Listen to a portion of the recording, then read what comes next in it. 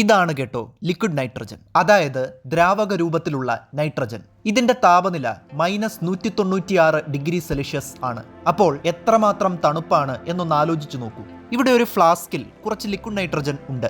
അതിലേക്ക് ഒരു ചെടി പറിച്ചെടുത്ത് മുക്കി നോക്കാൻ പോവുകയാണ്. എന്തായിരിക്കും സംഭവിക്കുക? സ്വാഭാവികമായും ആ ചെടി ഫ്രീസായി പോവുകയും ഇതുപോലെ തൊടുമ്പോൾ പൊടിഞ്ഞു പോവുകയും ചെയ്യും. ഇതിലേക്ക് ഒരു ജീവി വീണാലും അവസ്ഥ ഇതുതന്നെ.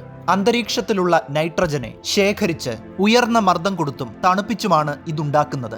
ലബോറട്ടറികളിൽ സസ്യങ്ങളുടെയും മൃഗങ്ങളുടെയും മറ്റ് ജീവികളുടെയും സാമ്പിളുകൾ, മനുഷ്യ ബീജങ്ങൾ, അണ്ഡങ്ങൾ എന്നിവ ലിക്വിഡ് നൈട്രജനിൽ തണുപ്പിച്ച് സൂക്ഷിക്കാറുണ്ട്. കുറച്ച് ലിക്വിഡ് നൈട്രജൻ എടുത്ത് ഒരു പാത്രത്തിലാക്കി ടൈറ്റായി അടച്ചു എന്ന് കരുതുക. കുറച്ചു നേരം കഴിഞ്ഞാൽ അതിനുള്ളിലുള്ള ലിക്വിഡ് നൈട്രജൻ വികസിക്കുന്നത് കാരണം ആ പാത്രം ഉഗ്ര ശബ്ദത്തോടെ പൊട്ടിത്തെറിക്കുന്നത് കാണാനാകും. ഇതാണ് ഡ്രൈ ഐസ്. ഖരരൂപത്തിലുള്ള കാർബൺ ഡൈ ഓക്സൈഡ് ആണ് ഇത്. -78.5°C ആണ് ഡ്രൈ ഐസിന്റെ താപനില. ഡ്രൈ ഐസ് വെള്ളത്തിലിട്ടാൽ കുമുകുമ പുക വരും. പുരാണ സീരിയലുകളിലും ചലച്ചിത്ര ഗാന രംഗങ്ങളിലും ഡ്രൈ ഐസ് ഉപയോഗിച്ച് പുകപടലങ്ങൾ സൃഷ്ടിക്കാറുണ്ട്.